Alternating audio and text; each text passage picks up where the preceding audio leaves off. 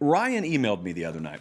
We had talked, I think, at pretty good length a couple of shows ago about why I was against playoff expansion. No radical concepts, really. I just think it really devalues the regular season. I've got reasons. If you want to know them, you can go back and you can find those videos on the YouTube channel.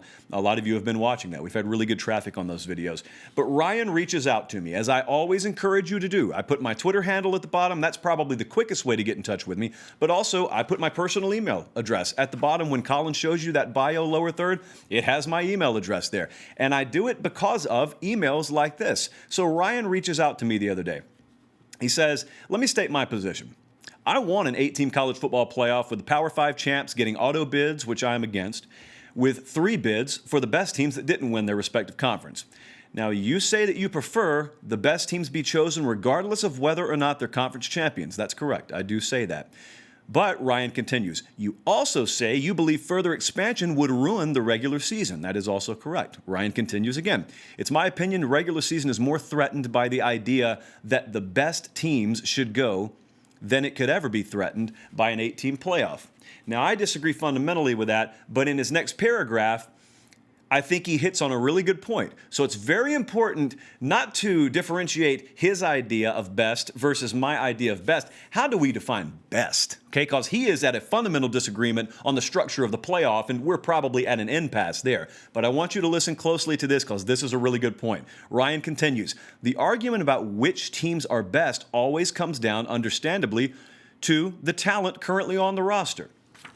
This is not true for everyone, but it is true for a lot of people. A lot of people, when they're confused at the end of the year and they're trying to power rate teams, quote unquote, they'll just shift to their default, well, who's the most talented team? Not that 99% of them are qualified to analyze and scout talent, but yet they still fall back on that default. Ryan continues, in college football, that means the teams that are best at recruiting. So if we truly want the best teams in the playoff every year, why don't we just end up taking the 3 to 5 year recruiting average, rank the 4 best teams before the season starts, and tell them, hey, as long as you don't completely embarrass yourself and suffer no more than a loss or 2 by the end of the season, you'll automatically qualify, because to my ear, that's what it sounds like is happening. He makes a good point. So this is not the camp I'm in, and I want to make that perfectly clear. There is a balance that has to happen between power and merit. I'm a believer that you can hang out in both camps, and you can have a Venn diagram where there is a pretty healthy intersection between valuing power ratings, and I'm not talking about the standard log on to ESPN.com and see the latest power ratings from people who write for a living, all due respect to that industry. I'm in it.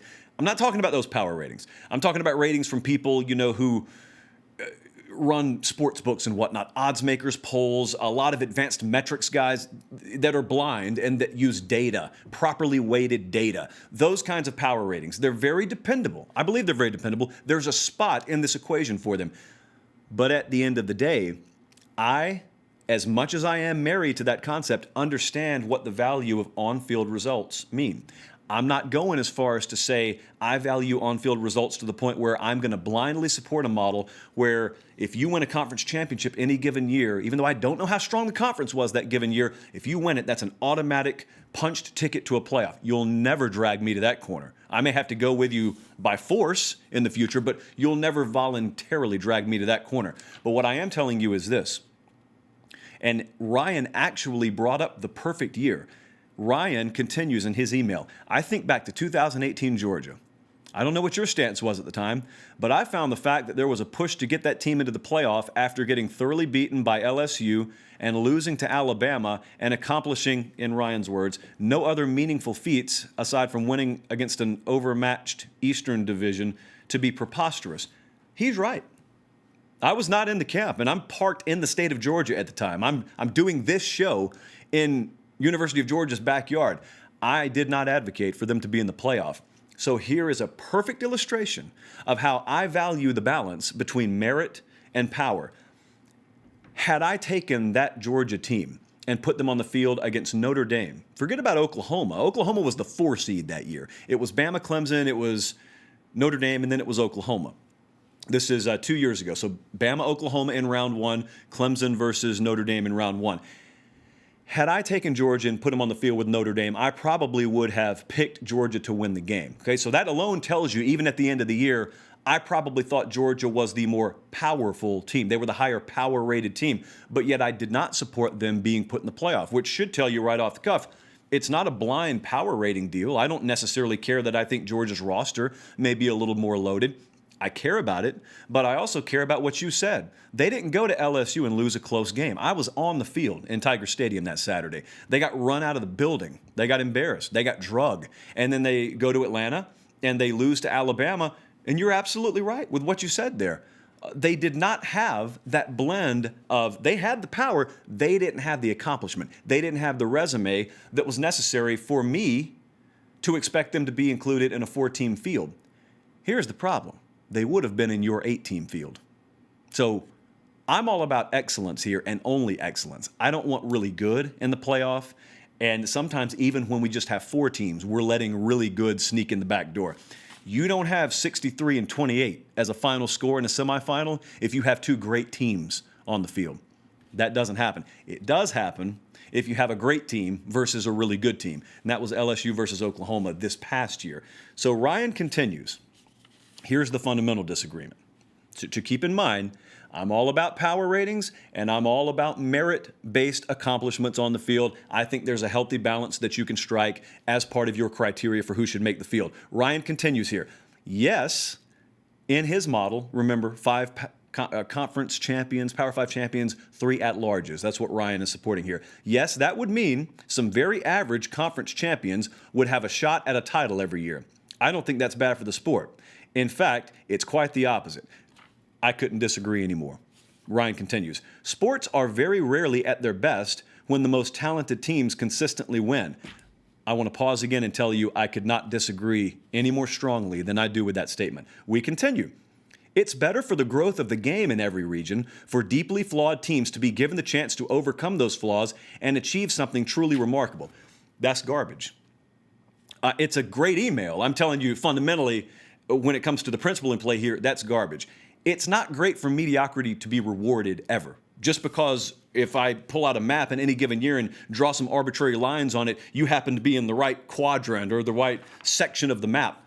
That's not good. What's good is you get your tail kicked and or you don't get access to a pretty exclusive club, a 4-team playoff club, and it forces you to dig deep, look yourself in the mirror, realize you're not good enough, and then elevate your game. The University of Oregon is doing this right now. The University of Oregon is not looking around the Pac-12 and saying, all we have to do is be good enough to win this conference. Because that's what this model would suggest that they do. That's not what Mario Cristobal's doing.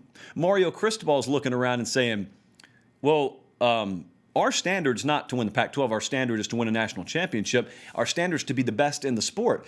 And if it means we got to be better than a team 3,000 miles across the country, then so be it. That's the kind of attitude I'd like. I've always said I value conference championships. It's part of the foundation and the bedrock that modern-day college football is built on. I don't understand why you can't value both. Now, again, I'm in SEC country, so you'll never take away the value of the SEC championship. You may sometimes play in a half-empty stadium or worse in some other parts of the country, but there's big time, there's supreme value on this conference championship they play for down here. I've been at, I don't know how many in a row.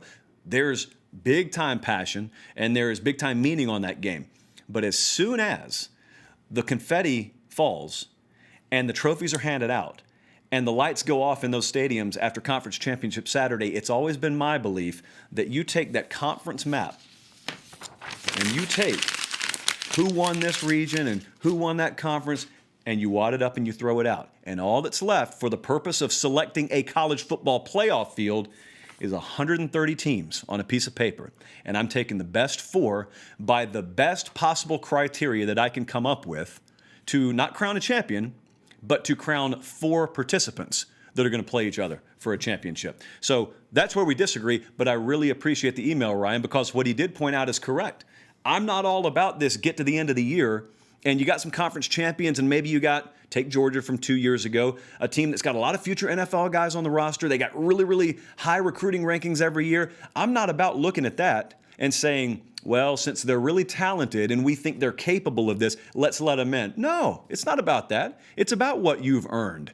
But I also believe that in that was it the same calendar year? We had an Alabama team that did not win the SEC championship. They lost in the Iron Bowl in the last week of the season. I don't even think the fact that they won the national championship is evidence that they should have been in. Forget about the result. Okay, because when you pick the playoff field, you're not aware of what the result's going to be. That's not how the committee operates. I thought Alabama belonged in the year that they didn't win the conference championship, because I thought that not only were they one of the 4 best teams in the country, I thought that they had earned a right to be in. It's not in a vacuum.